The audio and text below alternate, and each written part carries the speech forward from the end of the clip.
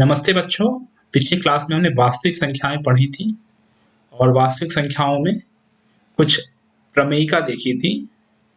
Euclid की प्रमेयिका देखी थी, विभाजन प्रमेयिका।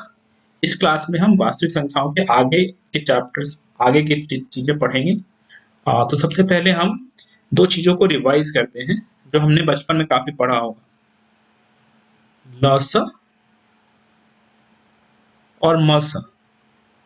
आप सबने इससे पढ़ा होगा।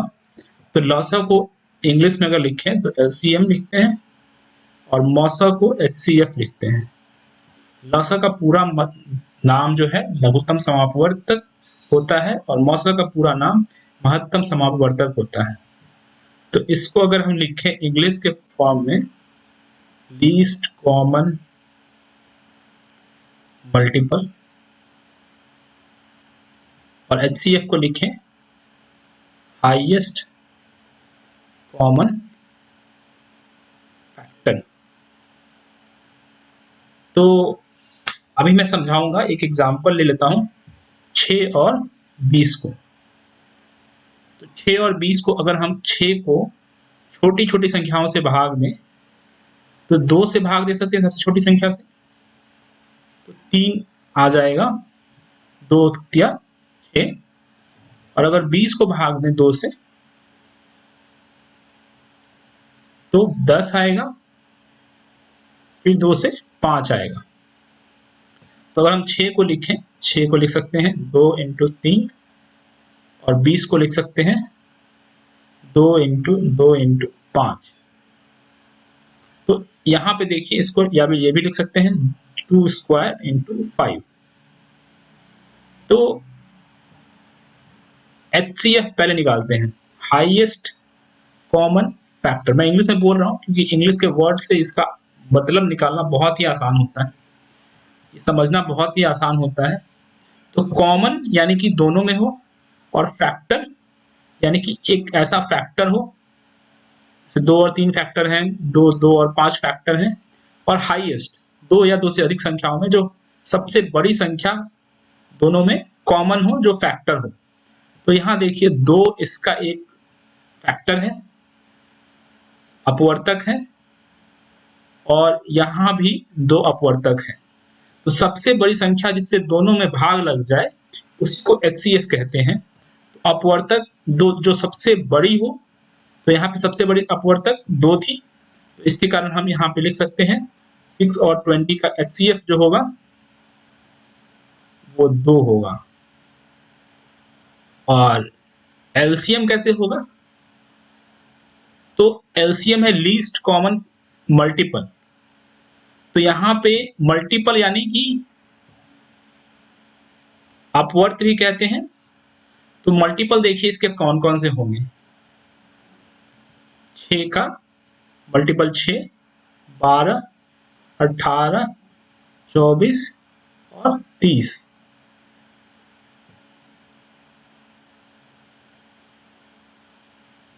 और 20 का 20, 40, 60, 80। LCM जब निकालेंगे तो हम देखेंगे कि कौन कौन सा फैक्टर, सॉरी मल्टीपल जो है वो कॉमन है।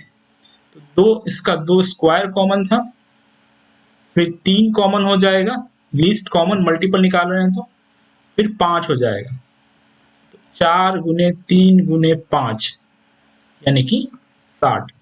तो ये हम ऐसे भी निकाल सकते हैं कि जो सबसे पहले आया दोनों में बराबर, इसको भी लिखेंगे तो 30, 36, 42, 48, 54 और 60। तो 60 सबसे पहले आ रहा है। तो ये LCM निकालने का तरीका ये भी है कि यहाँ से जो फैक्टर्स जो भी आए उनके मैक्सिमम पावर को लिख दीजिए आप। 2 का पावर 2 है मैक्सिमम, 3 का पावर 1 है मैक्सिमम, और 5 का पावर 1 है मैक्सिमम। और इन तीनों को गुना कर देंगे तो जो नंबर आएगा वही हमारा LCM होगा। मल्टीपल, मल्टीपल मतलब आगे की तरफ जब बढ़ते हैं, जैसे 6 का बढ़ते हैं तो 6, 12 बढ़ते हैं 18, और 20 का बढ़ेंगे तो 20, 40, 60, 60 ऐसे बढ़ेंगे। तो कॉमन जो होगा मल्टीपल होना चाहिए, मल्टीपल, कॉमन मल्टीपल और लीस्ट सबसे छोटा। तो ये एलसीएम भी निकल गया 60 जो हमारा था, और एचसीएफ भी निकल गया 2। अब यहाँ ध्यान देने वाली बात एक और है कि एचसीएफ और एलसीएम का जो गुणनफल होता है वो दोनों संख्याओं के गुणनफल के बराबर होता है। संख्याओं का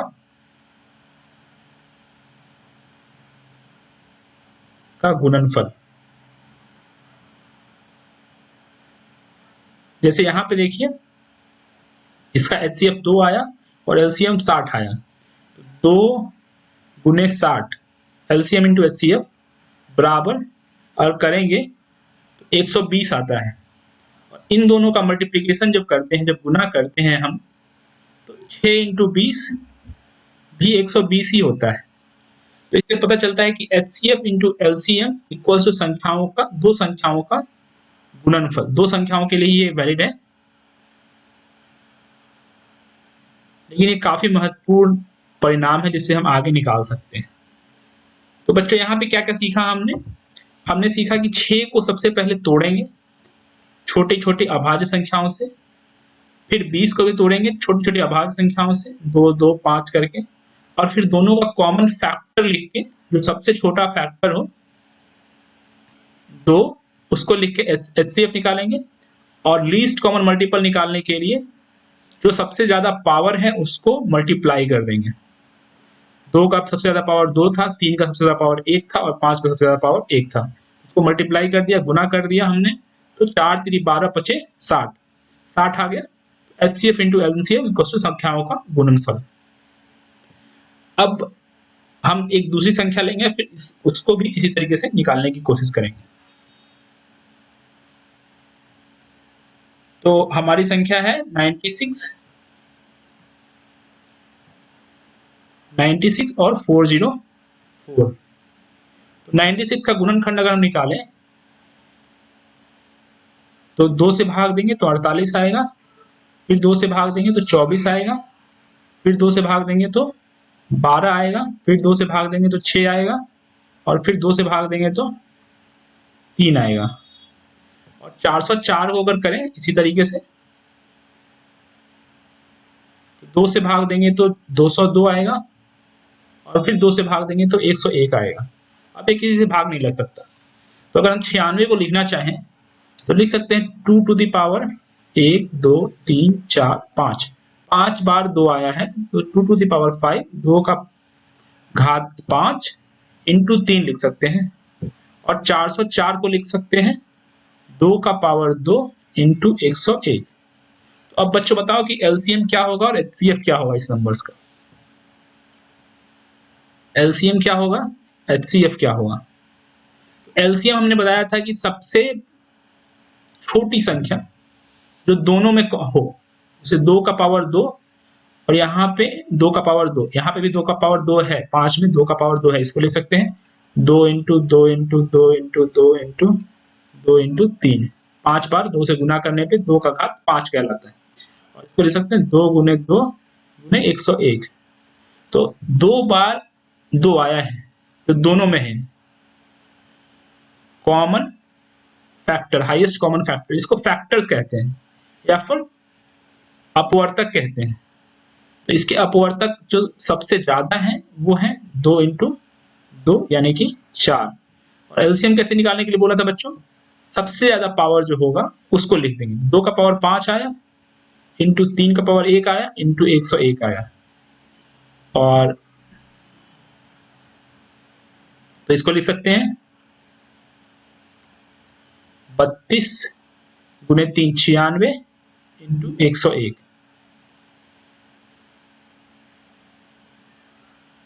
तो ये हो गया आपका एचसीएफ और एलसीएम। एक चीज और हमने बताई थी, LCM into HCF equals to संख्याओं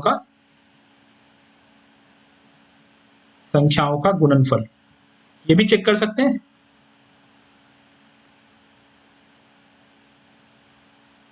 तो संख्या क्या क्या है, 96 और 404, और एलसीएम क्या है 96 इंटू 101 इंटू HCF क्या है 4। तो ये अगर हम देखें तो 96 इंटू 4 101, ये हो जाएगा 404 और इसके बराबर। तो दोनों संख्याएं बराबर हैं, इससे हमें पता चलता है। तो अंकगणित की आधारभूत प्रमेय ये कहती है, जो हमने पढ़ना स्टार्ट किया था, अंकगणित की आधारभूत प्रमेय ये कहती है कि प्रत्येक भाज्य संख्या, जो भी भाज्य संख्याएं होंगी, भाज्य और अभाज्य संख्या हमने पहली क्लास में पढ़ रखा है, तो प्रत्येक भाज्य संख्याओं को अभाज्य संख्याओं के रूप के गुणनफल के रूप में व्यक्त किया जा सकता है। जैसे कि 96 को 2 की पावर 5 और इंटू 3 के रूप में व्यक्त किया जा सकता है। 404 को 4 इंटू 2 इंटू 2 इंटू 101 व्यक्त किया जा सकता है। तो प्रत्येक भाज्य संख्या को अभाज्य संख्या के एक गुणनफल के रूप में व्यक्त किया जा सकता है। यही अंकगणित की आधारभूत प्रमेय है। इसमें एक बात यह भी है कि इसका जो 3 पहले लिखेंगे कि 2 पहले लिखेंगे, इससे कोई फर्क नहीं पड़ता। इसमें 101 पहले लिखेंगे कि 2 पहले लिखेंगे कि दूसरा 2 पहले लिखेंगे, इससे कोई फर्क नहीं पड़ता। तो ये संख्याओं के आने वाले क्रम, अभाज्य संख्याओं के आने वाले क्रम से मुक्त होता है इसका जो गुणनफल होता है। तो आधारभूत प्रमेय यही कहता है। अब आधारभूत प्रमेय का यूज करके हम इन्हें एलसीएम और एचसीएफ दोनों निकाला। एक एग्जांपल और लेंगे।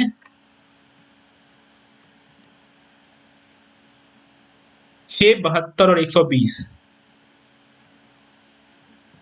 6, 72, 120 तीनों संख्याओं का अलग अलग अभाज्य गुणनफल निकालेंगे आधारभूत प्रमेय से। 2 की पावर 1 और 3 आ गया। 72 को अगर लिखेंगे 36, 2 18, 2 9 और 3 गुणे 3। 120 को अगर लिखें तो 60, 30, 15, 3 और 5।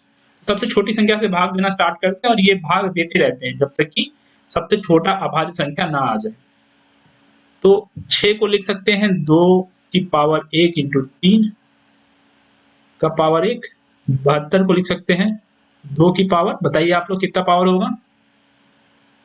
सही, 3 होगा। और 3 की पावर 1, 3 की पावर 2 होगा। फिर 120 को लिख सकते हैं 2 की पावर 3 इंटू 3 इंटू 5।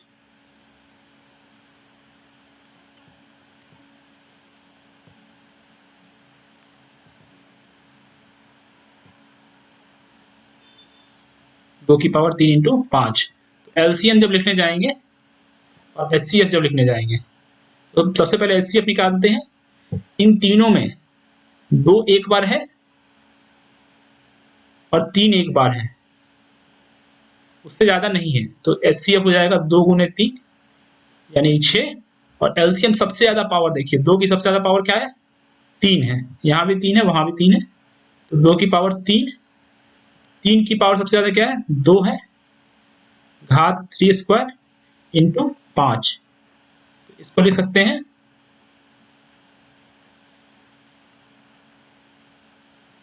इसको गुना करके आप लोग इसका वैल्यू निकाल सकते हैं।